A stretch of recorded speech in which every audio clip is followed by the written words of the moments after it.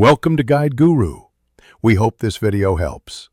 You start by verifying eligibility and gathering essentials.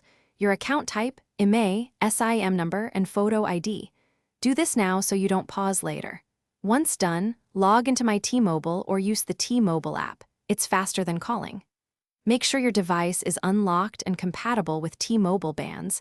That's why the IMEI matters. If you skip compatibility, the pass won't work. Now proceed to request the network pass or feature through the app's activation section. You'll navigate to the activation or profile area in the app. This is where requests live. Choose the temporary network pass or the specific activation option. Read the small text so you pick the correct pass type. Next, enter your IMEI and select the exact device from the list. Accuracy prevents delays. If billing confirmation is requested, approve it promptly. Make sure to review any terms. They explain why the pass is limited. After submission, monitor the app for confirmation and next steps. You finish by applying the pass.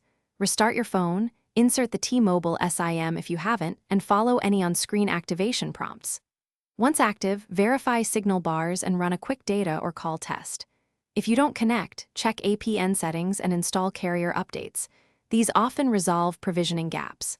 If problems persist, call T-Mobile support and give them your IMEI, account details, and any error messages. This speeds resolution. One tip: toggle airplane mode between attempts to force a network reattach. Thanks for watching. Consider subscribing if we helped you today.